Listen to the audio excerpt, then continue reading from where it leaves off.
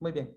Entonces, les decía que esta es, pues, prácticamente la situación del ser humano. Ahora, otro libro de Aristóteles, de este pensador que hablábamos acá, estamos basándonos para decir un poco la teoría sobre el ser humano. em, en el libro de la política, en el 1253A, utiliza una expresión que quedó para la historia. Se cita en todos los cursos de política, ¿verdad? Dice esta, Phisei politikon zoon, ¿verdad? En griego. Este que ven arriba es también un poquito para que vean el idioma de estos pensadores, bueno, los antiguos. Entonces, la traducción es esa. Por naturaleza, el ser humano, porque se está refiriendo anteriormente al ser humano, es un animal político, ¿verdad? Es un animal político. Entonces, ¿qué significa que el ser humano sea un animal político?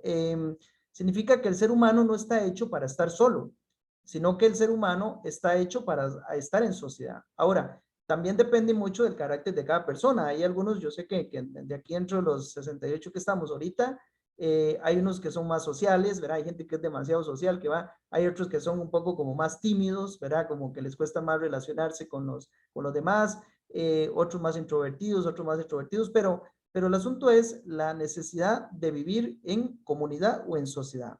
Entonces, eh, la pregunta es si realmente el ser humano de hoy, y se las planteo a ustedes, el ser humano de hoy se siente más acompañado o más solo. ¿Qué dicen ustedes? Profe, yo diría que con la pandemia, el aumento de los suicidios, el ser humano ahorita se siente muy, muy solo. O sea, como en un momento muy reciente. Claro, ok, Yo diría, ya viéndolo desde un ángulo no de la pandemia, sino como de la última década o así, que, bueno, yo diría que depende, porque la gente que es como muy extrovertida y necesita contacto directo con otras personas, quizás se han sentido más aisladas con esto de la era digital, pero hay un montón de gente que también son más introvertidos y se sienten más cómodos comunicándose a través de las redes sociales. Así que yo diría que es una mezcla rarísima de las dos, pero que en su mayoría el ser humano se ha aislado más a sí mismo y ya no hay tanto contacto físico claro. de en persona a persona, cara a cara, sino que hay más contacto a través de las redes sociales y la computadora y la tecnología. Ok, perfecto. Maripaz, tiene la mano levantada. Gracias, Lucía. Ah, que yo quería mencionar que tal vez relacionado con eso también puede ser como el hecho de que uno está viendo cada rato tantas malas noticias y también que mucho se habla de que, no sé, que el mundo se va a acabar en 7 años si no hacemos algo por lo del cambio climático y todo eso. Entonces uno a veces, no sé, yo a veces incluso lo he pensado, es como, ¿realmente será que eso va a pasar? Porque realmente vale la pena, no sé, seguir estudiando o así.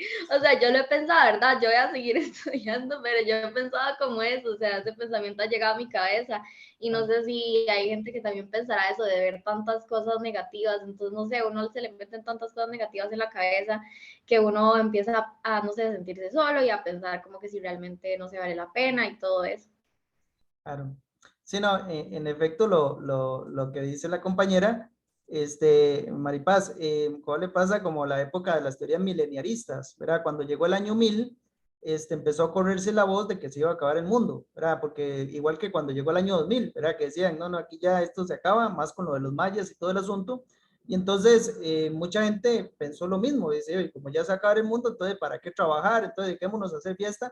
Claro, llegó el año 1000 y empezó el 1001 y todo, y mucha gente, no es que se acabó el mundo, es que se murieron porque no tenían comida, ¿verdad? Porque no habían trabajado, no habían producido. Entonces, no, pues aquí uno tiene que seguir trabajando hasta que llegue el final de los tiempos, pero si es que llega. Pero el asunto es que no pase eso, ¿verdad? De dejar de hacer cosas. Eso se llama las teorías mileniaristas, ¿verdad? De que ya todo se va a acabar y que ya pronto vamos a dejar de existir, ¿verdad? Y en relación con esto que decía Maripaz también, fíjense que es una cuestión muy interesante, ¿verdad? A veces uno escucha, por ejemplo, gente, digamos, cuando va a una fiesta de los tíos que tienen 40 años de casados y todo, y recuerdo una vez que fui a una de estas actividades y decía una señora que cumplía 50 años de casada y dijo así, dice, bueno, tengo 50 años de casado, pero me he sentido solo toda la vida, ¿verdad? Pues claro, el otro pasaba solo de viajes y todo, y tenía razón, ¿no? Entonces, el hecho de que una persona esté casada no significa que esté acompañado, o el hecho de que una persona tenga mucha gente a la par, no significa que esté acompañado, ¿verdad? La soledad no es tener gente a la par. Y tenemos aquí, por ejemplo, esto que no sé si lo pueden mirar un poco, porque quedó al final pequeño, esto que dice acá, ¿lo pueden ver? No, dice, llegué a los 200, a los 250,000 seguidores en Twitter y no tengo a quién contárselo, ¿verdad?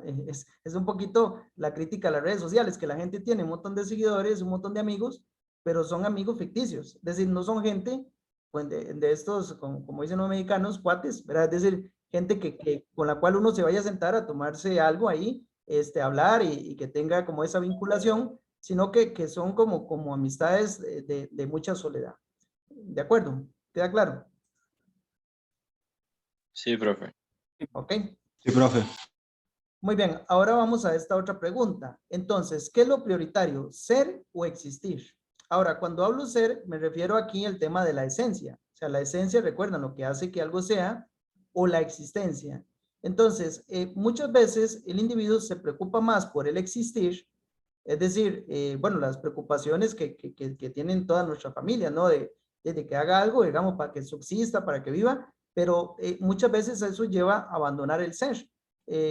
Tal vez ahí nos puede iluminar un poco también, por ejemplo, en la música, profesor Carlos, que cuántas veces, por ejemplo, un muchacho le dice a los padres, mire, quiero estudiar música, y lo primero que le dicen los padres es no estudie eso, porque eso no le va a generar dinero, no le va a generar demasiados fondos, mejor estudie, no sé, abogado o estudie médico. Entonces, a veces se preocupan más, como la sociedad de los poetas muertos, lo han visto, ¿verdad? Donde los padres que son ricos se preocupan cómo el muchacho va a tener muchas entradas económicas, más que se dedique a ser poeta o teatro o músico, porque son actividades que no le generan fondos.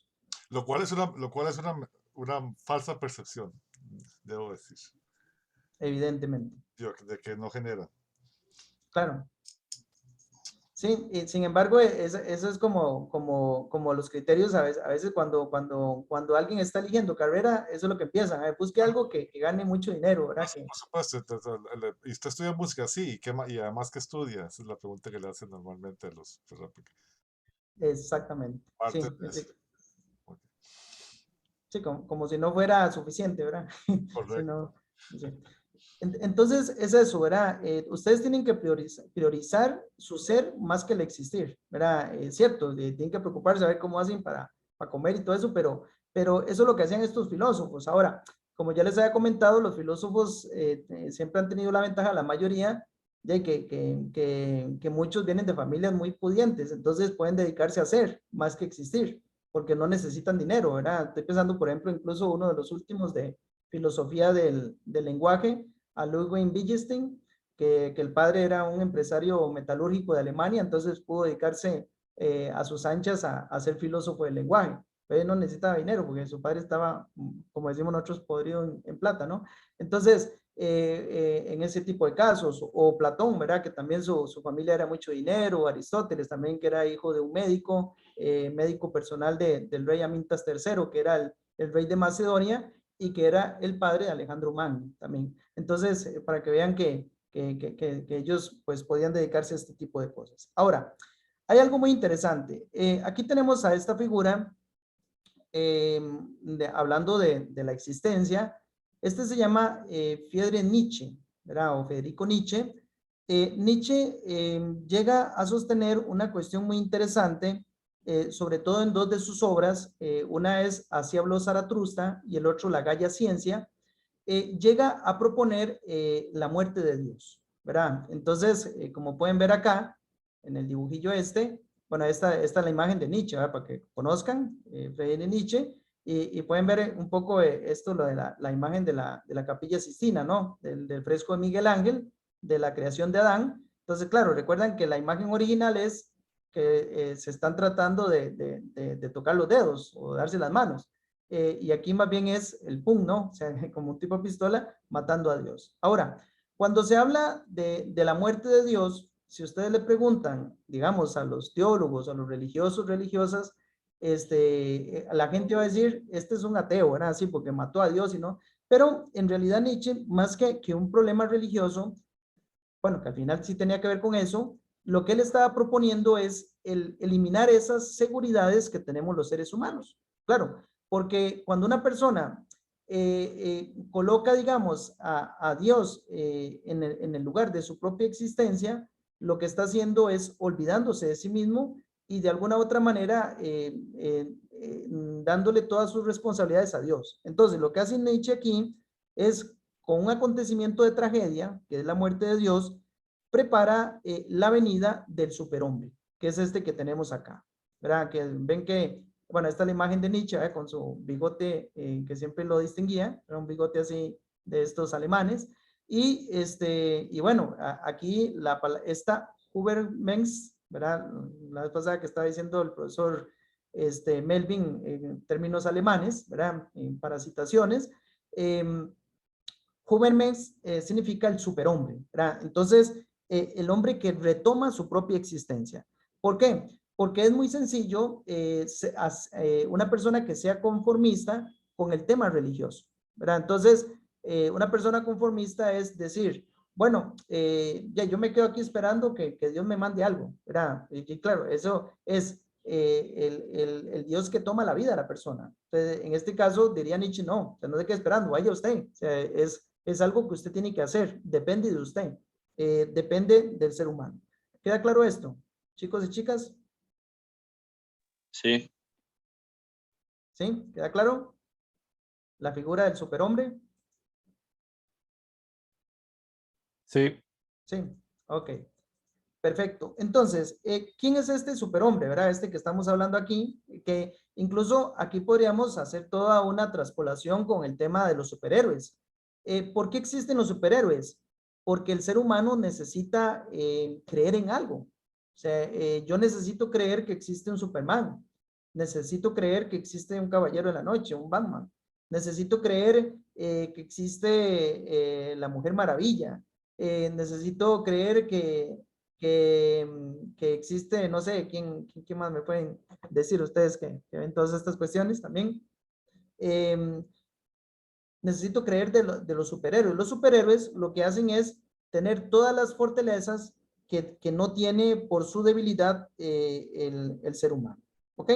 Entonces, al proclamar esto, Nietzsche lo que está proclamando es la muerte del dios de la tradición aristotélica tomista, ¿verdad? Que es el dios primero por encima del ser humano, y lo que busca cuestionar es qué significa esto de que Dios haya quitado o le haya quitado ese lugar al ser humano. Ahora, el superhombre será ahora el que ha encontrado un grado de madurez moral y espiritual para enfrentar su propia existencia y sobre todo con una voluntad que dice Nietzsche que es la voluntad del poder. Es decir, la voluntad del individuo de poder guiar su propia existencia. Ahora, esa voluntad de poder no es un tema, digamos, biológico, sino es un tema moral, es un tema de superación a sí mismo. ¿Alguien iba a decir algo? Juan Gabriel, no, y es bien interesante porque esto nos puede meter en una discusión respecto a lo que ha trabajado mucho, bueno, trabajó en algún momento mucho Walter Benjamin sobre los mesianismos, ¿verdad? O sobre los movimientos mesiánicos que han estado presentes a lo largo de muchos años, incluso después de toda la era cristiana, han habido en muchos momentos de la historia antigua, después en el periodo medieval y en la época moderna y en la contemporánea, movimientos mesiánicos de la idea esta de que va a venir un salvador o va a venir una persona que tiene todo el perfil necesario, casi perfecto para poder llevarnos hacia el progreso y a la prosperidad que todos deseamos, ¿verdad? Ojalá un progreso con justicia, ¿verdad? Y toda esta cuestión. Entonces, después los superhéroes que Estados Unidos crea, por ejemplo, en todo el periodo de la Guerra Fría, eso es bien interesante y lo vamos a ver en historia, son superhéroes que obedecen a impulsos y a, digamos, también una gran cantidad de anhelos que los estadounidenses tenían respecto a quienes debían ser los superhéroes de su cultura, la cultura norteamericana de masas, capitalista, pues el estilo de Batman, por ejemplo, que es un burgués, ¿verdad? Es un burgués que salva a la gente común y corriente de los malhechores. Lo que pasa es que ya después uno, cuando se pone a ver Batman más a fondo, y a mí, yo a veces cuando veo Batman, yo voy con el malo, ¿ya? ¿Por qué? Porque a mí a veces me parece que en las películas de Batman hay un tufo profundamente clasista y hay un tufo profundamente, digamos, en ese caso, muy pro burgués, ¿verdad? De idealizar a Batman y además ver, digamos, aquí obvian todo el trasfondo del por qué los malhechores o los criminales se hacen malos, ¿verdad? Entonces llega Batman y los aniquila y todos quedamos felices y al final de la película todos los malos quedaron muertos. Pero yo ahí siempre voy con el Guasón, ¿verdad? Desde carajillo. ¿Y por qué yo iba con el Guasón? Porque de alguna manera tenía cierta sensibilidad por el Guasón, porque veía que el Guasón era representante de los oprimidos y de los excluidos y los marginados y los miserables. Y no sé por qué, desde los 90, cuando salió esa película, la de Guasón ya se me olvidó el nombre de este actor, buenísimo. Bueno, la primera del Guasón, Jack la de los Nicholson, 90, con Jack Nicholson, sí. Desde ahí yo a mí me empezó a caer muy mal Batman primero y después me empecé a identificar más con el Guasón y ni qué decir ya cuando salió la del Guasón con Heath Ledger, digamos, que se le prende fuego a los bancos, ¿verdad? Y ni qué decir esta última que yo creo que es la más sociológica y es la que más tiene protesta política y social, que fue el pegue esta última de Joaquín Phoenix, ¿verdad? Entonces es interesantísimo porque si yo sé que no es el tema exacto de la clase, pero si uno agarra todas las series y los cómics y los superhéroes, uno puede agarrar y hacer una deconstrucción y un análisis Yo, deconstructivo, si se quiere, ¿verdad? De agarrar eso y verlo con lupa y se puede salir una discusión muy interesantísima. yo nada más quiero recordar que la clase pasada vimos al encapuchado original corriendo a atrapar al malvado y a tirarlo con todo el peso de la ley a los pies de la víctima, ¿verdad? De la mujer víctima, ¿se acuerdan? Al Ku Es Klux correcto. Klan. Nada más recuerdo eso porque de ahí viene el encapuchado original. O sea, y cuando uno tiene conciencia de eso, de que esos son los vigilantes y que esos son los superhéroes, pues como que todo cambia un poquito, ¿verdad? Correcto. Sí, los guardianes del orden, los guardianes del orden. Correcto, es correcto. Tengo Diego, desorden. Diego Sí, levantó la mano, levantó sí, la mano. sí, Diego, Diego. Yo no sé, bueno, Batman es de mis superhéroes favoritos.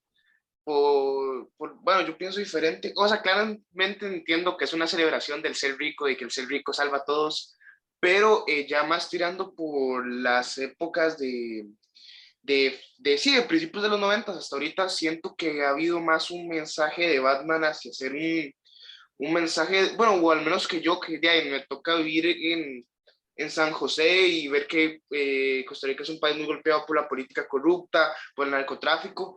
De ahí siento un sentido de empatía con Batman por esa necesidad de lucha, de ver todo como un sentido de esperanza para sacar una sociedad golpeada adelante. Claramente entiendo que es una celebración del rico hacia el rico, pero yo no lo veo así. Y otra cosa que quería comentar es eso que hablaba el profe.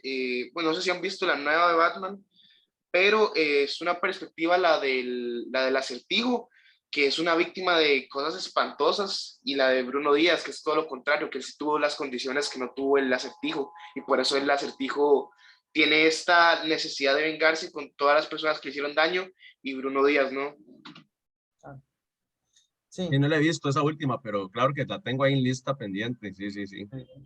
Sí, sí, sí, y algo interesante tal vez para agregar, en efecto, como ha señalado el profesor Jorge, sí, es eso, es el burgués, ¿verdad? La exaltación del burgués, pero la última, algo que deja muy claro, interesante, yo sí la vi, con esto que decía Diego, tal vez para argumentar con Diego, es que cuestiona mucho las sociedades corruptas, eso sí, ¿verdad? Lo que es la sociedad corrupta y cómo se tapan todas las cosas, ¿verdad? Que aparece mucho en la última película, que refleja exactamente el problema de todas las sociedades, ¿verdad? Que la gente a veces ni cuenta se da o no quiere pensar que los hilos lo está manejando alguien externo, a veces ni tan siquiera ni el político que está en el poder, sino alguien que está detrás de él, ¿verdad? Que es el que le dice qué es lo que hay que hacer y qué es lo que no hay que hacer, ¿verdad? Los patrocinadores, ¿verdad? Más o menos. Entonces, son temas ahí que van saliendo bastante interesantes. Ahora, bueno, entonces, en relación con esto, muchos filósofos llegan a la conclusión de que el yo ¿verdad? Ahora el superhombre, este Hubermans, el yo es el que crea los valores. Ahora, esto también hay que tener mucho cuidado porque el decir que yo crea los valores se puede incurrir en un relativismo y ya ahorita se lo puedo explicar con un filósofo. Escuchamos a Jacob. Jacob. Ese planteamiento es lo del yo, ello y super yo. De ahí vienen todas las teorías estas, a partir de, por ejemplo, las Ok. filosofías existencialistas, empiezan a darse todos estos pensamientos que influyen muchísimo en la disciplina psicológica, ¿verdad?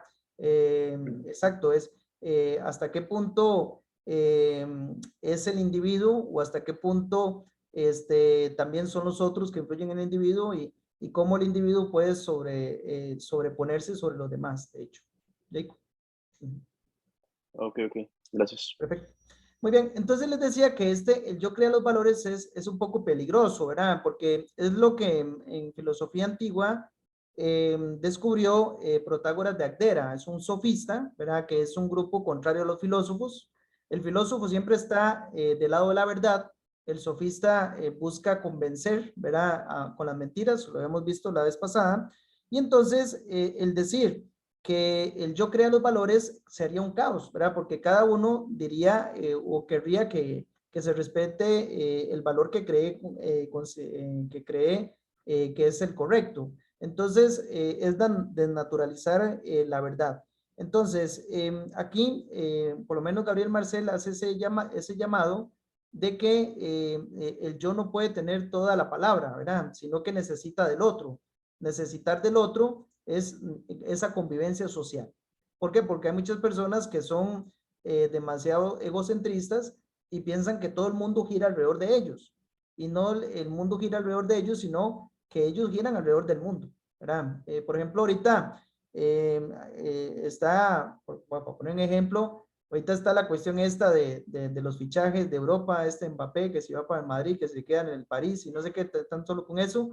Y entonces es una cuestión muy interesante porque en torno a un muchacho que tiene 20 años o 20 no sé qué, en toda la prensa, todo está girando en una decisión que debe tomar, ¿verdad? Que si se va, que si se queda, que no sé qué. Entonces, lo que lo están haciendo es egocéntrico. ¿Por qué? Porque el país no puede estar girando en torno a él. Ahora, claro, mientras está esa discusión, entonces sigue todo lo demás en el mundo, ¿verdad? Que subiendo combustibles, que subiendo la canasta básica, pero la gente ahorita van a subir muchas cosas porque la gente está pensando en la CELI, que se va a clasificar, y está pensando también en las semifinales del campeonato nacional y estas cosas. Entonces aprovechan para que la gente esté distraída para empezar a hacer ese tipo de cosas. Bueno, el yo que se siente despojado, entonces a veces anhela siempre el pasado, dirá Gabriel Marcel. Es cierto, ¿verdad? Cuando una persona siente que su vida no tiene sentido, entonces empieza a vivir de los recuerdos, ¿verdad? Dándole una especie incluso de exaltación a cosas que no fueron tan así, ¿verdad? Tal vez ustedes a veces escuchan a los abuelos, abuelas hablando del pasado, era como si hubiera sido aquello la última maravilla, ¿verdad? Decían, es que antes la gente sí era caballerosa, es que antes la gente sí era, y lo mismo, antes siempre han existido asesinos, violadores y todo, o sea, tampoco están así, borrachos y todo. Y por ejemplo, pensemos en violencia de género, que antes existía bastante y no era penable, ¿verdad? Porque no se tenía esas visiones. Entonces, el yo que se siente despojado, entonces se aferra a sus recuerdos o se aferra a sus ideas. Es como aquellas personas que a veces tienen algún logro en la vida y ya, digamos, como que se aplanchan en ese logro, ¿verdad? Por ejemplo, aquellas películas que dan no sé, de alguien que escribió un libro, tuvo mucho éxito y ya vivió de eso toda la vida, digamos, y nunca más no volvió a escribir un segundo libro, un tercero ni nada, sino que siempre vive pensando en eso. O aquella película que era de una bailarina olímpica, algo así, es que no recuerdo el nombre ahorita, Hope, creo que se llama, Hope, que también lo mismo, que ganó una medalla y después de ahí ya no volvió a hacer más, porque ya empezó a vivir de lo que le decían en el pueblo, que había sido la mejor y no volvió a competir en nada, ni entrenar nada, y pasaba ahí, digamos, como viviendo de sus recuerdos, ¿verdad? De sus logros, ¿ok? Bien. Otro pensador llamado Martin Heidegger, que ha sido uno de los últimos grandes filósofos, murió en 1978, que, bueno, que ya hace bastante ratillo, pero ha sido uno de los grandes filósofos por sus obras, sobre todo Ser y Tiempo. Define al ser humano como, define al ser humano como el pastor del ser, ¿verdad? Ahora, ¿a qué se refiere esto de pastor del ser? Bueno, dice que ya no es el hombre el que hace proyectos lanzándose a sí mismo hacia el futuro, sino que es el mismo ser humano el que es lanzado en medio de la claridad del ser para que lo custodie. Es decir, para explicar con esto, lo que considera Heidegger que ahora se vive más de esa existencia que de la propia esencia, ¿verdad? ¿Por qué?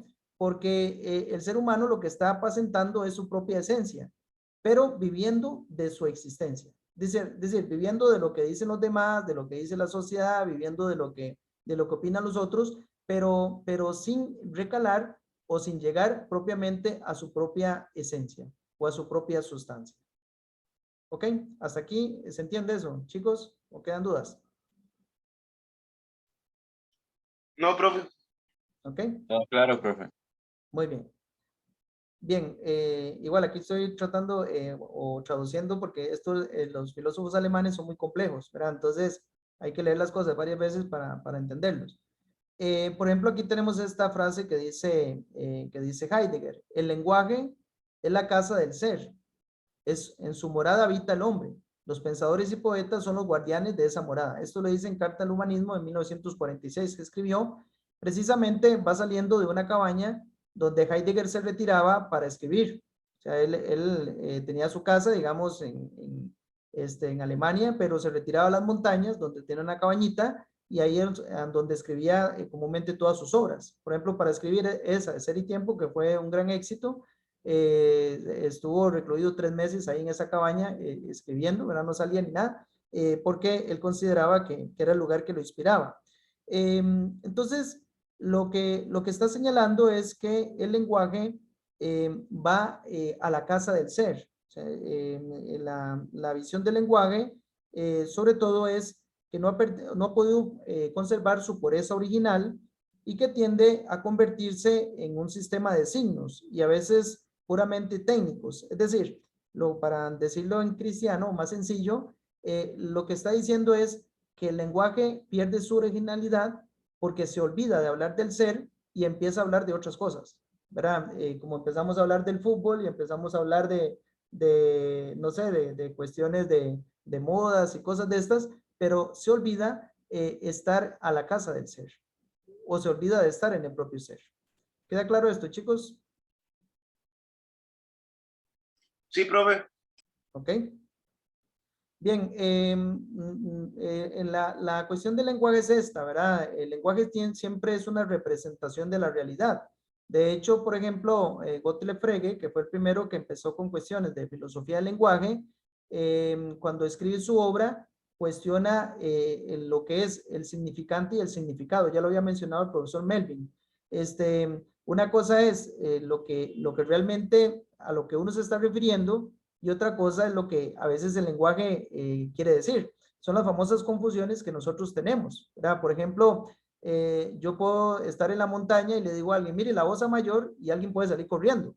Y porque me dice, claro, que usted me dijo que venía un oso, ¿verdad? La osa mayor. Y yo le voy a decir, no, que mire al cielo y que vea la osa mayor, ¿verdad? Entonces, el lenguaje a veces es confusivo, o más bien confuso, disculpen, es confuso. ¿Por qué? Porque lo utilizamos de manera diferente. Entonces, hasta dónde el lenguaje está realmente acomodado al ser o realmente no podemos expresar el ser con el lenguaje. Sí, chicos, chicas, mucho enredo. Profe, necesito que me vuelva a explicar eso, no lo entendí. Sí, claro. Es decir, que nosotros tenemos una serie de conceptos o de palabras. Voy a complementar un poquito más. Por ejemplo, Jean Piaget, bueno, ya es un psicólogo, tiene un libro que llama La epistemología genética, donde él dice, por ejemplo, que el niño, desde que nace hasta, por ejemplo, la edad que tengan ustedes, 17, 18, 19, van fomentando un acervo lingüístico. Por eso es importante que ustedes lean y por eso es importante que ustedes estén en estas clases y que nos escuchen hablar a los profesores. ¿Por qué? Porque en la medida en que nosotros hablamos, decimos palabras que para ustedes son novedosas. Y cuando uno, por ejemplo, está empezando a estudiar, a veces el profesor habla y dice, pero ¿qué diantre está diciendo? Pues no le entiendo nada, ¿verdad? Porque está diciendo conceptos que para mí son nuevos. Entonces, en la medida que el profesor lo repite, van quedando parte de su diccionario. Entonces, ustedes van notando que el lenguaje que ustedes tenían de niños no es el mismo lenguaje que tienen de ahora.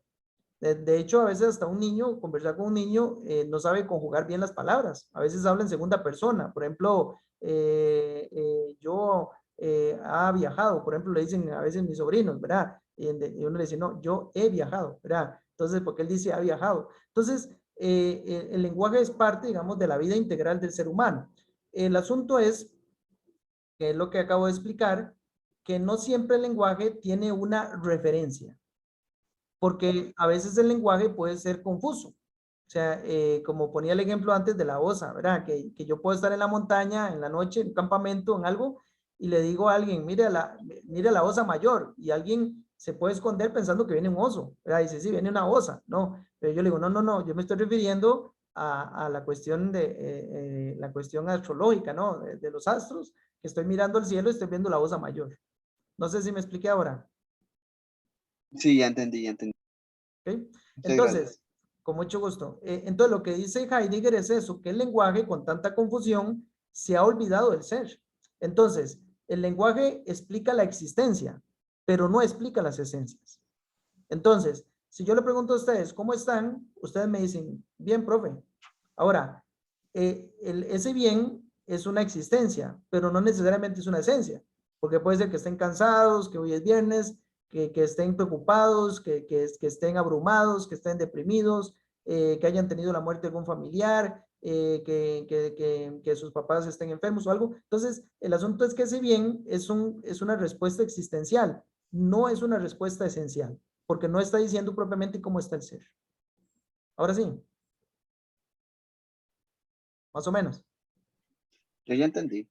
Sí, ¿Puedo hablar un poquitito ahí? Es que sí, por supuesto. en parte por eso tenemos varios lenguajes para expresarnos, ¿verdad? No solamente el lenguaje verbal, el lenguaje musical, el lenguaje audiovisual, la pintura, la escultura, lo simbólico, el mito también, que de alguna manera está estructurado como lenguaje también, ¿verdad?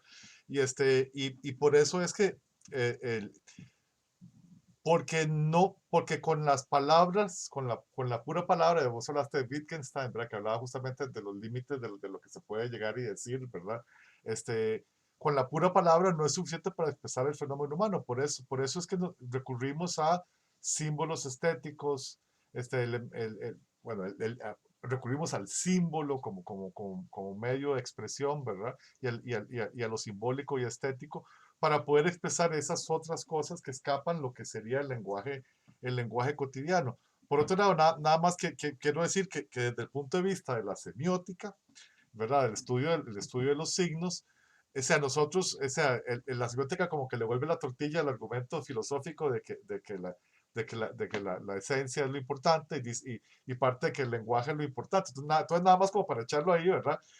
Porque Humberto Eco, de quien yo ya hablé también y que me parece que Melvin también habló, habla de la semiosfera, ¿verdad? O sea, no podemos conocer aquello que está afuera de nuestra semiosfera, de nuestra esfera de significados o simbólica. Y, o sea, en el sentido de que no podemos hablar de aquello con el que no tenemos el lenguaje para hablarlo, ¿verdad? Y lo cual es el dilema filosófico en el que se mete Wittgenstein, ¿verdad? De cómo encontrar un lenguaje cómo hablar solo verdades. Si ya de por sí el lenguaje que usamos está minado, ¿cierto? ¿Verdad? A cada vuelta del semántica está minado. Entonces, bueno, nada más quería tirar eso ahí de que ese problema lo podemos ver del otro lado también, ¿verdad? De que no podemos llegar más allá de lo que ya conocemos porque no tenemos manera de expresarlo.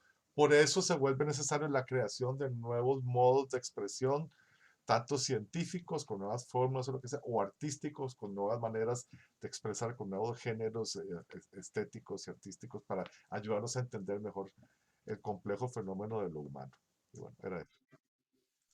Sí, en efecto, como dice el profesor Carlos, Eugen Billestein es muy interesante. El libro de él se llama Tratatus Lógicos Filosóficos, así se llama. El Tratado Lógico Filosófico, Tratatus Lógico Filosófico.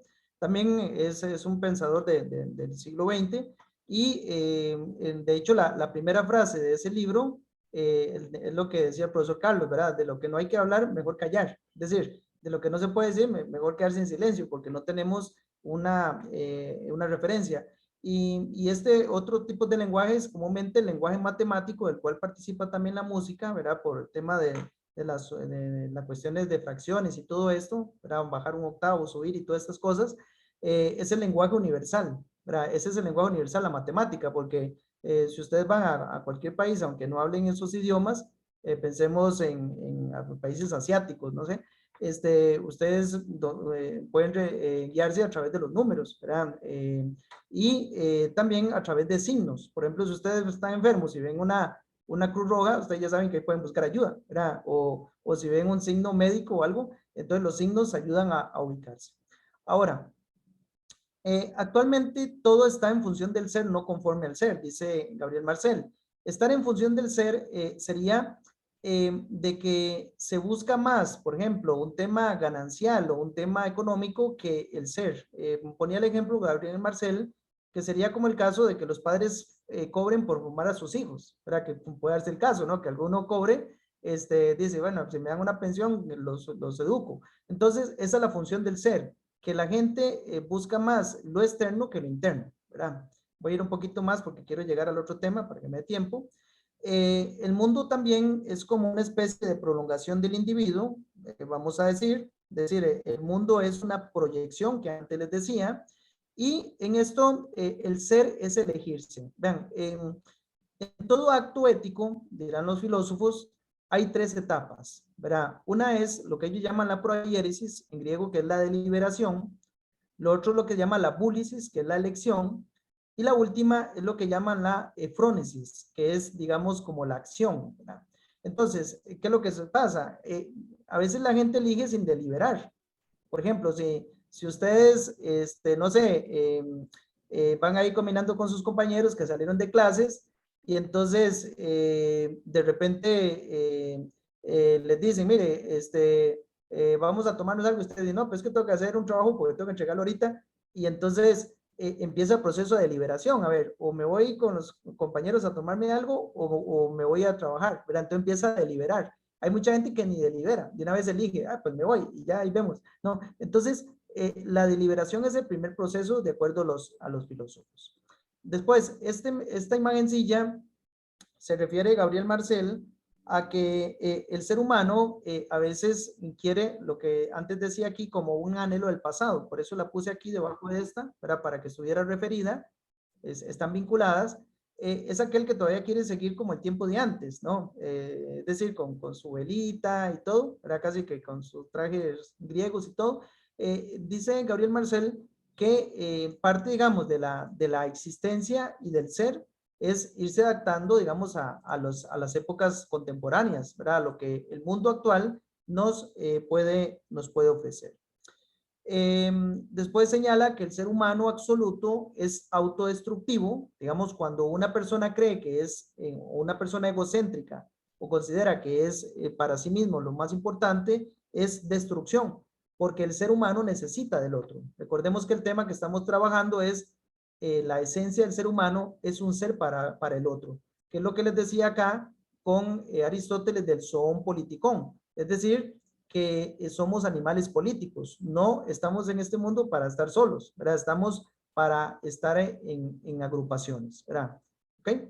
Bueno, acá este es Immanuel Kant, crítica de la razón pura, él hace una variación, digamos, para referirse tanto al yo y al otro.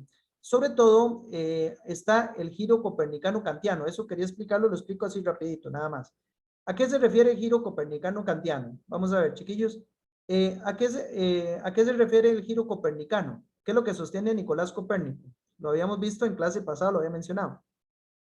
¿Quién me puede decir? ¿Cuál teoría propone Nicolás Copérnico? A ver, jóvenes.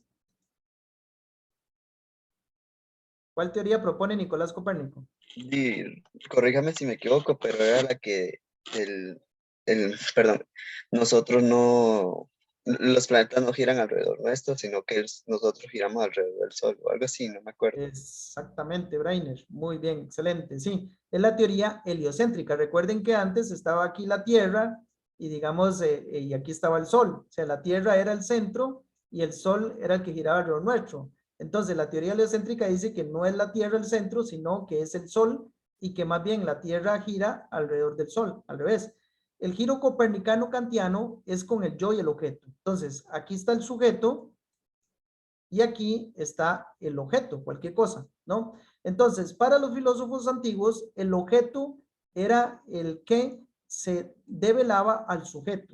Es decir, el papel principal era el objeto. El objeto era el que se daba a conocer, era el que me interpelaba a mí, de alguna manera me estaba como susurrando para que yo lo volviera a ver. Por ejemplo, no sé, este lapicero no es yo el que lo estoy conociendo, sino el lapicero el que me dice, conózcame, véame qué color soy, cómo soy, etcétera. Entonces, lo que hace Kant es llegar a variar eso y dice exactamente el giro copernicano. No es el objeto el centro, sino que el sujeto es el conocente, es decir, el ser humano. ¿Queda claro esto, chicos?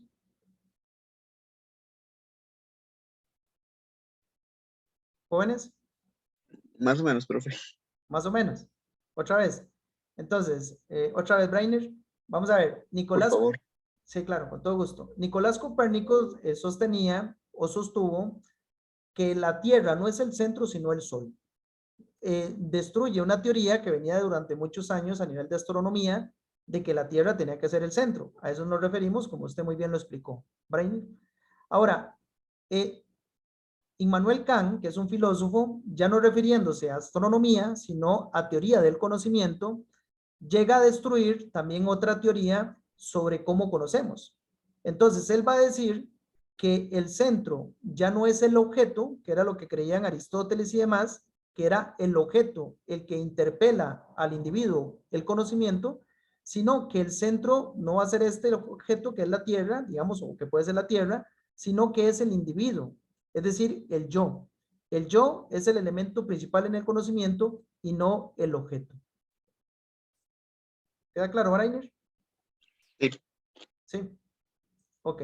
Entonces, eso es lo que se le ha llamado giro copernicano-kantiano, pero bueno, no quiero detenerme mucho en esto para ir al otro temilla para que nos dé tiempo de terminar la clase. Bien. Entonces es esto, el ser humano no es ni una cosa ni un absoluto, es decir, no somos ni un objeto, ni tampoco es que somos aquí, digamos, como la tapa del perol, ¿verdad? Sino que realmente somos sencillamente el ser, ¿no? Lo que está ahí. Y ya para concluir esta parte, solo sabemos que estamos aquí, ¿verdad? Tenemos muchas preguntas, tenemos muchas respuestas. El ser humano se está contemplando a sí mismo como en un espejo, una realidad, pero siempre son más las preguntas que tenemos que las respuestas. ¿Ok? Ahora quiero pasar entonces a este otro, ¿ok? Que se llama inquietud, ansiedad y angustia. Ahora, pregunto, ¿los tres términos son iguales o son diferentes? ¿Es lo mismo la inquietud, la ansiedad, la angustia o son diferentes? ¿Qué dicen, jóvenes? Yo siento que se correlacionan, pero no es lo mismo. Ajá, exactamente. Bien, han existido muchos textos últimamente, bueno, en el siglo XX también, sobre todo a nivel psicológico, que establecen la diferencia entre estas cosas, ¿verdad? Entre inquietud, ansiedad y angustia. Juan Carlos. Sí, digamos, respecto a inquietud no sabría muy bien, pero por ejemplo, respecto a la ansiedad y la angustia, yo siento que la ansiedad es, pero la angustia es más que todo como cuando es un miedo hacia algo del futuro, a que algo pueda pasar. En cambio, la ansiedad es como un temor o algún miedo que se tiene, pero a algo actual, algo que, ¿cómo se dice? Como que se concrete exactamente así. Ok, perfecto. Yo también quería mencionar, yo no sé sobre la angustia, pero la inquietud yo siento que es algo más benigno, no algo bueno, pero no algo así como tan terrible como la ansiedad y la angustia también, y que la inquietud es quizás algo más temporal, o sea, es algo que dura un tiempo, pero no toma tanto, y la ansiedad es algo que puede durar años. Uno puede estar ansioso por años y quizás incluso no notarlo, Ujú. y es algo que va afectando incluso el estado físico de una persona. Ok, perfecto. Muy bien, chicos, sí, hay diferencias, ¿verdad? No quiero entrar en todas las diferencias a nivel psicológico, pero en grandes rasgos, ¿verdad? Más que todo es a nivel filosófico, por lo que voy a decir, sobre todo con esta amarillita que está acá, que es la que más me interesa. Pero en grandes rasgos, por ejemplo, la inquietud la que todos tenemos, siempre, ¿verdad? Inquietud de despertar, sí, ¿qué voy a hacer? La inquietud de ir a estudiar, la inquietud de ir a trabajar, la inquietud de ir a comer, etcétera, ¿no? La ansiedad y la angustia parece que es un elemento más físico, ¿verdad? De hecho, la angustia puede dar hasta como taquicardia esto, ¿no? O incluso lo relacionan, sí, como una cuestión epigástrico, ¿verdad? Que tiene que ver incluso como revoltijo de estómago y todo eso, cuando la gente dice que están tan nerviosos que hasta le agarró dolor de estómago y diarrea y todo, ¿no? Entonces, va acompañado de esto. La ansiedad es una cuestión más mental, digamos, es una turbación, una agitación, es una cercanía, pues, al miedo, ¿no?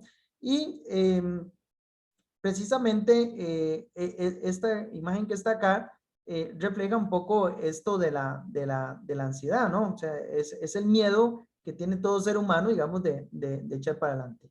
Entonces, frente a esto, la filosofía desde antiguo, no solo los existencialistas, proponen un concepto que se llama la ataraxia, como lo ven aquí, que significa la imperturbabilidad y serenidad del alma. ¿Ok? Entonces, vamos a ver un pequeño video. Bueno, voy a cortarlo un poquitito, eso sí. Voy a quitar un poco aquí el compartido para que expliquen un poco sobre lo que es esto de la ataraxia. ¿De acuerdo? ¿Les parece? De acuerdo, pues. Sí. Igual, lo puedo explicar yo, pero es para variar, pues yo sé que ya deben de estar cansados de escucharme, ¿no? Como dicen, ya desespera uno. Bien, entonces voy a ponerlo aquí en YouTube. A ver. Ahí están viendo compartido, ¿verdad, chicos? Sí, profe. Sí, ok. Bueno, tiene subtítulos, entonces ahí va. In Greek philosophy, we can distinguish several human states of mind and being that can be acquired by correct philosophical understanding, as well as the pursuit of virtue. The main goal of a Stoic is to live in accordance with nature. Such existence manifests itself in what the Stoics call eudaimonia, which is the flourishing of life. Integral parts of eudaimonia are ataraxia and apatheia. The latter is the term that the Stoics prefer. In this video, I would like to explain what these states are and the differences between them.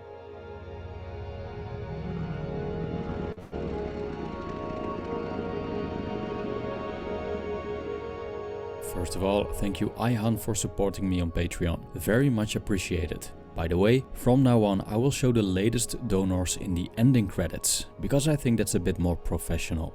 Now let's dive in.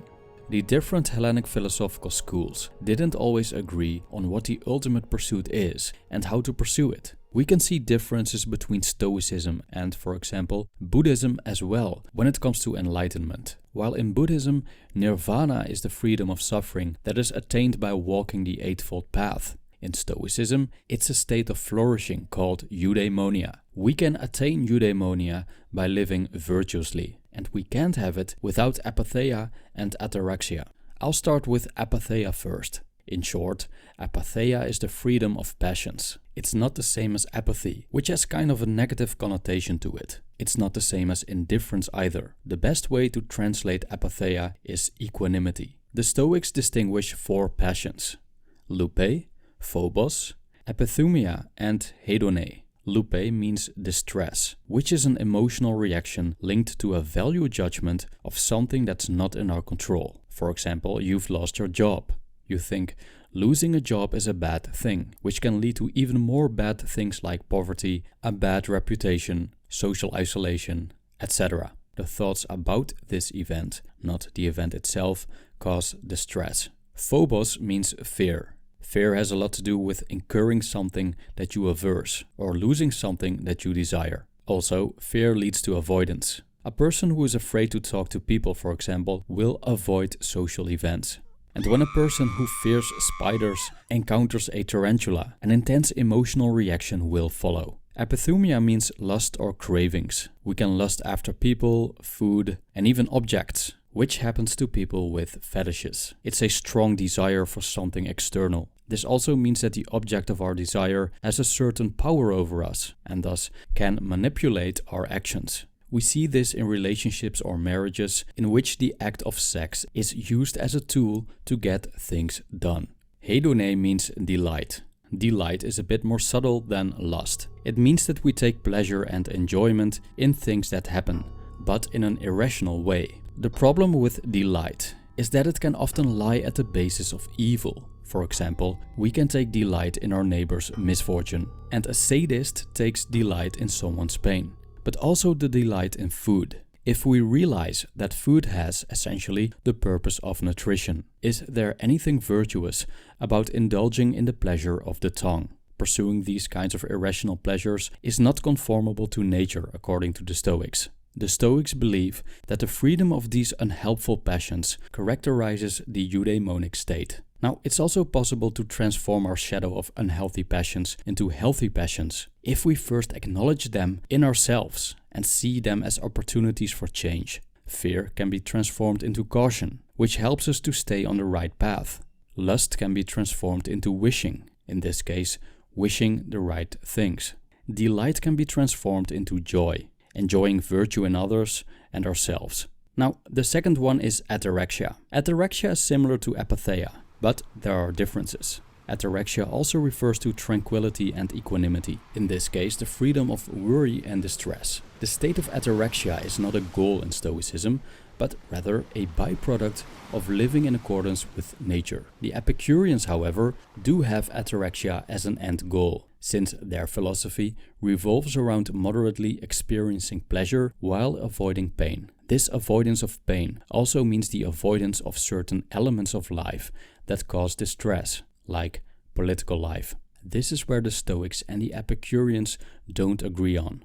Because according to the Stoics, we should be useful for society, which includes sometimes taking the difficult position of a statesman. Instead of letting our peace of mind depend on external things, the Stoic seeks to flourish in pursuing virtue. Constantly practicing virtue produces ataraxia as a byproduct. Also, transforming bad passions into good passions will be followed by ataraxia. So a crucial difference between ataraxia and apatheia is that ataraxia was an end goal for the Epicureans, but not for the Stoics. The Stoics acknowledge this term, but prefer apatheia to describe a mind state similar to ataraxia.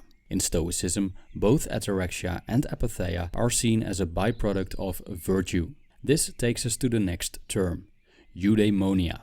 Eudaimonia is the ultimate state in Stoicism and equals life in accordance with nature. We could translate eudaimonia into happiness, but I don't think that's enough, because there are so many explanations of happiness that the term has become a bit vague. Living in accordance with nature is vague to most people as well, so I've created a video about this that explains this further. In short, with nature, the Stoics consider human nature as well as the nature of the whole when they formulated their philosophical system. The Cynics, for example, could be considered a bit extreme, and they have little regard for the notion that humans are naturally inclined to pursue things that aren't necessarily bad, like wealth, friendship, and intimacy. So a Stoic would say that abstaining from things like food or shelter is not the path to happiness and does not equal virtue per se. They actually sought to unify human nature with philosophy so that the one wouldn't block the path of the other.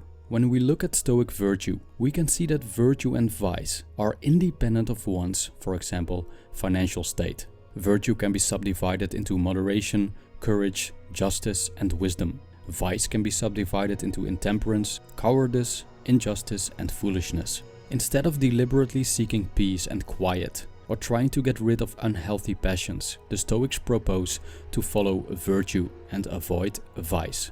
Simply put, eudaimonia is the goal, and ataraxia and apatheia will come naturally when achieving that goal. Eudaimonia isn't just a feeling of bliss, it's the morally virtuous engagement with society and life in general, in ways that benefit all. The ability to do this does not depend on external factors, like how much money or friends you have, or sickness or health. So it can be achieved by anyone who is willing to improve. That's it. If you have anything to add or any questions, please leave them in the comment section. Thank you for watching. Muy bien, chicos, entonces, como pueden ver ahí en ese video, se explica lo que es la ataraxia, ¿no? La ataraxia es esto de vivir sin preocupaciones. Como ya les había comentado en algún momento, no, digamos, darle importancia a ciertas cosas que a veces para nosotros son un gran problema, y sobre todo tener la apatía, como vieron ahí, la apatía, de ahí viene la palabra apatía, ¿verdad? Apático, a veces lo hemos dado un concepto negativo, pero la apatía es vivir sin pasión, sin pasiones, ¿verdad? No es no vivir apasionadamente, sino, es decir, no dejar que las pasiones te afecten, ¿verdad? Pasiones de mucha alegría o de mucha tristeza, porque todos los extremos son malos. Entonces, esta es la visión sobre la ataraxia. Bueno, aquí para a ver si podemos terminar esto. Eso es lo que lleva a que, por ejemplo, los filósofos busquen un sistema político basado en este estilo de vida. Era un estilo de vida que busque la felicidad, como que es el concepto eudaimonía. Eudaimonía significa eudaimon. Eu es bien, ¿verdad? Y daimon es un demonio, pero no es un demonio, digamos, en el sentido negativo, ¿verdad? Como el diabolos, que es diferente en griego, sino es como un consejero, ¿verdad? Como un colaborador, como un acompañante. Entonces, la felicidad, el concepto griego es eudaimonía, es un buen daimon o daimon. Entonces, sostienen una sociedad que esté marcada por estas cosas. Por ejemplo, Platón en la República habla que una sociedad, para que viva feliz, para que sea eudaimónica y para que vivan ataraxia y todo, debe tener estos estamentos sociales. Es decir, ellos consideran que el alma son tres partes: la racional, que es la mente; la irascible, que son las entrañas, que es cuando uno se enoja, ¿verdad? Que se le revuelve el estómago; y la parte concupiscible, que es la parte sexual o los órganos genitales. Entonces dice que esta es la parte, digamos, del ser humano. ¿Qué significa eso? La esencia del individuo es un reflejo de la esencia de la sociedad. O a saber, la sociedad es un reflejo del hombre. Nada más que en el hombre es un mundo solo y la sociedad es un mundo acompañado. ¿Ok?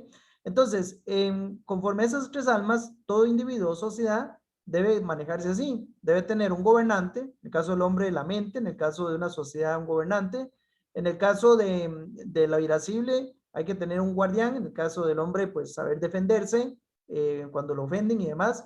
Y luego, en el caso de la sociedad también, la policía, ¿no? Y en el caso del alma, hay que tener concupiscencia, ¿verdad? Que es poder generar algo en la vida, porque los genitales es para generar, para dar vida, ¿no? Y en el caso de la sociedad, los artesanos, ¿verdad? Los artesanos, ¿quiénes serían? Escultores, pintores, músicos. ¿Por qué los ubica con la concupiscencia? Porque cuando un escultor termina su escultura, es un acto de concupiscencia. ¿Por qué? Porque está dando está teniendo un hijo, ¿verdad? La escultura de su hijo, ¿no? Su pintura, digamos, esa pintura que le costó tanto es su hijo; su partitura es su hijo, ¿verdad? A la hora de escribir una canción. Entonces, es un acto de concupiscencia, ¿verdad? Para los griegos. Evidentemente, cada uno tiene una virtud y tiene una ciencia que, bueno, que ahorita no nos interesa. Y acá tenemos un mito que utiliza Platón, que es el mito del carro alado. Pero bueno, lo vamos a ver por aquí. Luego, si al final da tiempo, lo explico, y si no, no es necesario, porque ya con lo que he dicho acá, creo que está bien. Bien, entonces, La realidad debe ser algo más que se viva más de lo que se piensa, ¿verdad? En algunos casos. ¿Por qué? Porque a veces pensamos demasiado la realidad. O sea, la realidad tiene que ser algo espontáneo, donde tampoco es que tenemos que echarle mente a todo, ¿no? Y hay digamos, una diferencia entre lo que es la ansiedad y la angustia. Como ya antes decía, la ansiedad tiende a ser algo que genera más miedo, temor, como decía acá en el video. La angustia tiende a ser algo más físico, pero evidentemente esto es lo que los existencialistas llaman evitar. ¿Y cómo evitamos esto? Cuando el ser humano logra encontrar seguridad en sí mismo. Que tenemos aquí es este que tenemos acá, es un pensador romano, se llama Lucrecio, que escribió una obra sumamente interesante, Terencio, me equivoqué el nombre, Terencio el Africano, que escribió una obra que se llama El atormentador de sí mismo, es lo que significa esto en griego, ¿verdad? Heuti timorumenos, ¿verdad? Geautú es esta, significa a sí mismo, y timo es como el que se atormenta, ¿verdad? La palabra timos en griego es digamos, es tener miedo, ¿verdad? Y frente al miedo existe el valor. Entonces, lo que muestra ahí es la actitud del inquieto, o sea, una persona que se está torturando a sí mismo. Ahora viene aquí la pregunta, y les hago esta de chiquillos. ¿Puede el individuo convertirse en el enemigo a sí mismo, sí o no? ¿Qué piensan ustedes? Todos los días. Todos los días, ¿cierto, no? Bien, hoy que se habla tanto del bullying y todo esto, se habla mucho del bullying que hacen los otros chiquillos, evidentemente, pero hay gente que se hace bullying a sí mismo. De hecho, hay personas que a veces lo que asumen es como que todos los chistes se lo hacen a sí mismos y todo, como estarse denigrando. Entonces, es lo que diría acá Terencio el Africano, que es eso, ser enemigo a sí mismo es el que se está destruyendo a sí mismo, sobre todo cuando se está degradando. Bien, vamos a esta. El individuo está más vuelto es hacia sí mismo que hacia el exterior. Eso es otra pregunta. Bueno, curiosamente, digamos, el sentido de la mirada está puesta hacia el exterior. Nosotros estamos viendo más a la gente, al otro, que a nosotros mismos. De ahí que necesitamos los espejos para vernos a nosotros. Incluso aquella gente que comúnmente nunca se ve a un espejo, le causa cierta impresión. En aquella famosa película de Robin Williams sobre el hombre bicentenario, cuando, bueno, para pues los que la han visto, cuando está tratando de convertir, que es un robot que quiere hacerse humano, cuando le están cambiando, digamos, el rostro, digamos que le quitan el rostro del robot para ponerle una masa, digamos, humana, de un rostro, una cara. Entonces, cuando le quitan eso, se asusta y dice, es que mi yo interior. No, claro, es que no nos vemos nuestro yo interior, ¿verdad? Entonces, comúnmente estamos más viendo hacia afuera que hacia nosotros. Ahora, hay que buscar esa visión interna. Entonces, ¿qué es lo que hay que buscar? Es una alienación de la inquietud. Esto sí hay que alienarlo, no al ser humano, sino la inquietud. Es decir, buscar de alguna otra manera eliminar todos estos elementos patológicos que hay en el ser humano, como decían los epicuros y los estoicos, que era el término apateia y ataraxia. Ataraxia, para que les quede más claro, bueno, de lo que decía el video, es vivir sin preocupaciones. O sea, yo les había dicho en una de las clases anteriores que se asemeja a una máxima africana que cantaban en la película El Rey León, ¿verdad? Que están cantando ahí Hakuna Matata, mi forma de ser. Hakuna Matata es eso, es ataraxia, es vivir sin preocupaciones, ¿verdad? Que nada te turbe, digamos, que nada te cause dolor, que nada te cause sufrimiento. Y eso, como decían ahí, dependería en el video, depende comúnmente del ser humano. La inquietud entonces se presenta en muchas direcciones, que esto es algo muy interesante. Una persona inquieta es una persona insegura. Y una persona insegura se muestra en muchas direcciones, en celos, en avaricia y en envidias. ¿Quieren opinar sobre ello, chicos? chicas.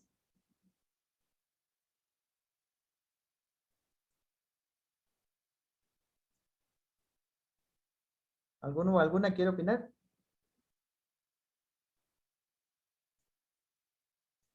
Una persona entregada a los celos, avaricia, envidias, ¿es una persona enferma o no? ¿Qué piensan ustedes?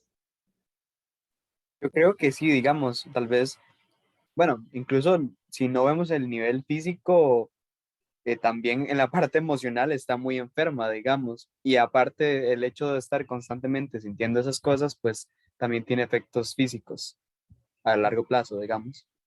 Claro. Ahora, el asunto acá es esto, que como lo están viendo los existencialistas, es eso, una persona inquieta, digamos de que no logra esa ataraxia o esa tranquilidad, es una persona que tiene muchas inseguridades.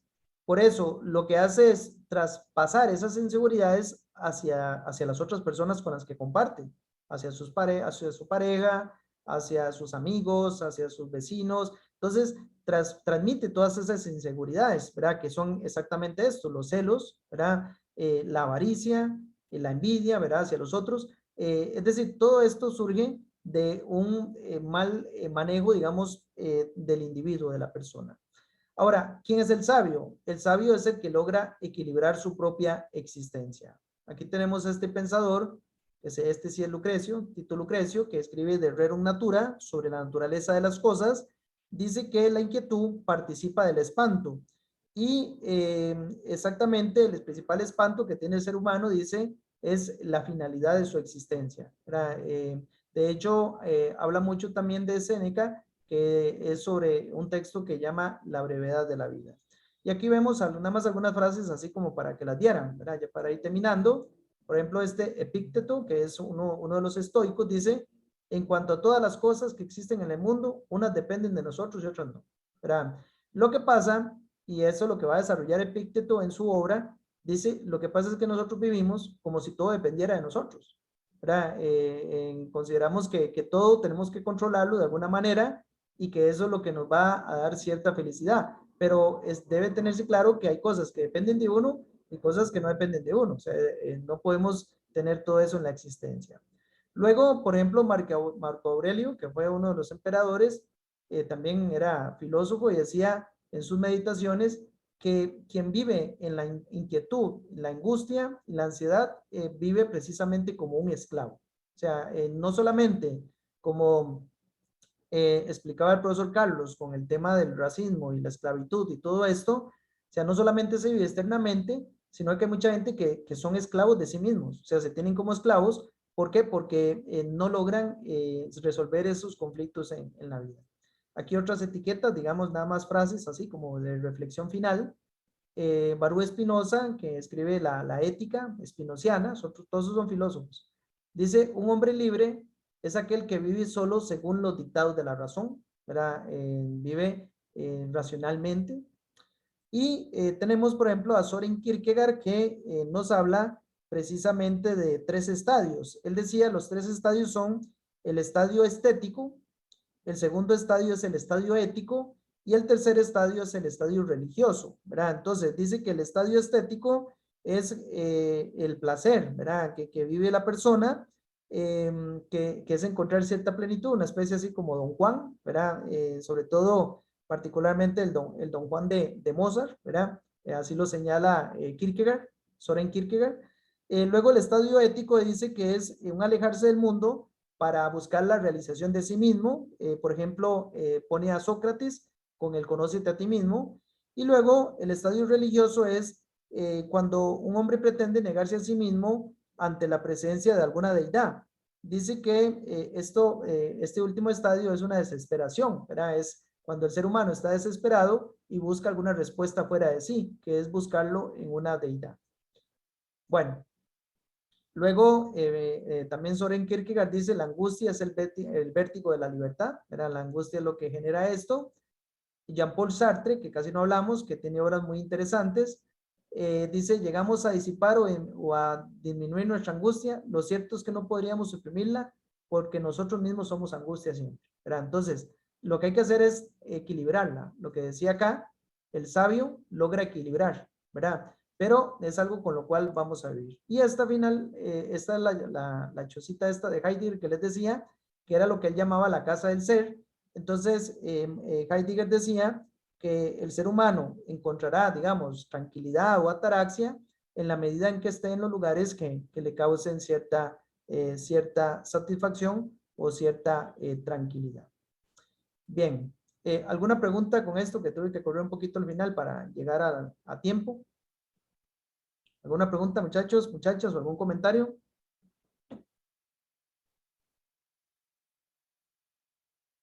Sí, por mi parte no hay ninguna pregunta, profe. Ujú. Nada más ahí para no dejar esto, no sé si es que ya no iniciaron qué es lo que dicen, en qué lugar, pero ¿les ha comentado esto, lo del mito del carro al lado acá o no? No, creo que eso fue lo que nos dijo que tal vez lo podíamos comentar después. Ajá, sí, pero antes en las otras clases no se los había explicado, ¿no? Creo que Me no. parece que no, honestamente, no sé. Bueno, esto es lo que acá les decía, iba unido a esta. De hecho, hasta pensé ponerles un video, pero no, porque se nos hacía muy largo. Platón divide el alma en tres, les decía, en la cabeza la racional, en la parte, digamos, estomacal la irascible, que es cuando la gente revuelve el estómago, cuando ya un colerón, que hasta el café les cae mal, ¿verdad? Y la parte concupiscible, que es la parte sexual, ¿verdad? Entonces, él desarrolla en el Fedro, una de las obras de Platón muy interesantes, este mito. Entonces, ¿qué es lo que dice? Como ven aquí, están este tipo de carruajes que eran muy famosos en la antigüedad. Entonces, este que conduce el carruaje, este personaje, este que estoy aquí yo señalando, se le llama el áuriga. El áuriga es el conductor, digamos como el chofer. Evidentemente este es el carruaje y aquí tenemos dos caballos. Ahora, aquí en esta imagen faltan dos detalles. Bueno, tres. Tanto el carruaje como los caballos tienen alas, porque los caballos son pegasos, ¿verdad? Que son caballos alados. Y el carruaje también es alado, ¿verdad? Entonces, en este caso, por ejemplo, ¿cuál sería la parte racional en esta imagen de este carruaje? ¿Cuál sería la parte racional? ¿Jóvenes? Y que un caballo bueno, ¿cómo decirlo? Un carruaje vuelen, siento creo que es irracional. Pero Braille, pero de los tres, por ejemplo, del áuriga, de este caballo negro. Ah, ok, yo siento que lo irracional sería, y como la teoría del color dice normalmente que es lo oscuro, que es algo irracional o algo así. Ok, Sí. vamos a... Bueno, para adelantar, digamos, para ir más rápido, la racional sería la áuriga, porque recuerden que la cabeza siempre conduce todo, o sea, es que es el conductor. De hecho, por ejemplo, si ustedes ven las series estas de anime, bueno, las que uno veía de chiquillo eran Mazinger Z y estas, siempre, por ejemplo, ya no me acuerdo cómo se llamaba, el que conducía Mazinger, era en la cabeza que estaban todos los controles, era para conducir el aparato, el robot. Entonces, el áuriga es el conductor, es la parte racional. Ahora, ¿cuál sería el alma irascible y cuál la concupiscible? ¿El caballo blanco o el caballo negro? ¿Cuál sería la parte esta?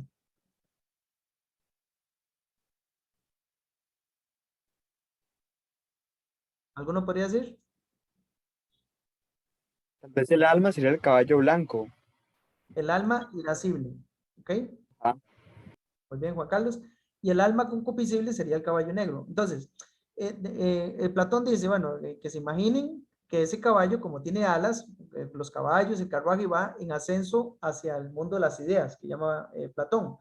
Entonces, cuando va en ese ascenso, por ejemplo, este caballo negro, como lo ven aquí, se pone un poco chúcaro. Era esto que empiezan como como que no querer volar, bueno, en este caso volar, que no quiere hacer nada. Entonces, dice Platón, el áuriga que lleva aquí, por ejemplo, su látigo, no puede golpearlo mucho, porque si lo golpea mucho, va a generar en el caballo un sufrimiento, un dolor, y hace que el caballo se venga a pique. Dado que estamos en un proceso de ascenso, si lo golpea, se viene a pique. Entonces, lo único que tiene que hacer es golpearlo, pero suavecito. ¿Verdad? Es decir, como decirle, a ver, acomódese, pero vaya. Entonces, ¿qué es lo que está manejando aquí Platón? Es la manera como debe manejarse el individuo. O sea, el individuo es una cuestión muy compleja, ¿verdad? Como ya lo dice Platón, nosotros somos razón, somos pasión, somos sexualidad, somos todo, es un complejo. A veces, sobre todo desde ciertas perspectivas religiosas, se habla a eliminar ciertas cosas, por ejemplo, a eliminar la vida sexual, a eliminar las pasiones y todo esto, pero lo que recomienda Platón es no eliminarlos, es manejarlos, es equilibrar la existencia. Entonces, el áuriga o la razón lo que hace es equilibrar para lograr su objetivo de llegar al mundo feliz o al mundo de las ideas. Pero si alguna persona, por ejemplo, empieza a dañar a estos caballos, se daña a sí mismo, ¿verdad? Que es lo que hace mucha gente, que a veces por eso desarrollan otras patologías, porque entonces se meten en un contexto, digamos, de desprecio de su corporeidad o desprecio de su realidad, y entonces empiezan a crear otro tipo de mundos paralelos y unas cosas, unas loqueras. Platón no estaría de acuerdo con eso. Bueno, no sé si me expliqué y si hay alguna pregunta, bien, y si no, entonces para el recreo.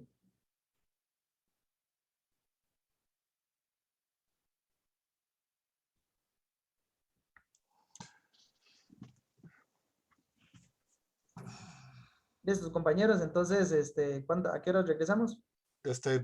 Pero nos regresamos en grupos, ¿verdad? Por Sí, separado. sí, por Sí, Entonces, ya, separados. yo ya lo que voy a, separado. yo lo que voy a hacer es que yo voy a colgar un enlace, pero con mis grupos son 3 grupos. Vamos a ver cada media hora. Entonces nos vamos a ver a las 3:30 el grupo 6, a las 4 el grupo 7 y a las 4:30 el grupo 11. De acuerdo, igual yo lo cuelgo y lo pongo en el entorno ahora en la semana que corresponde y, y nos vemos dentro de media hora entonces. En el caso de mis equipos, ahí está el enlace, ¿verdad? El que usamos la vez pasada, ahí en el entorno virtual, dice ahí en Grupo Guía con profe Juan Gabriel, creo. Y nos vemos entonces a las 3:10, ¿verdad? Para unos 10 minutillos para tomar un café, ¿verdad? Entonces, a las 3:10 y nos vemos todos juntos, primero, y luego los divido en salas para ir trabajando por salas, ¿de acuerdo? Ujú. Sí, yo igual, ya les paso la información por WhatsApp y nos vemos a las 3:30. Listo. Listo. Muy bien, compañeros. Muchachos, Perfecto, buenas hasta luego. tardes. Chao, buenas Nos tardes. vemos, hasta luego. Buenas tardes, profes. Gracias, hasta luego. Hasta luego.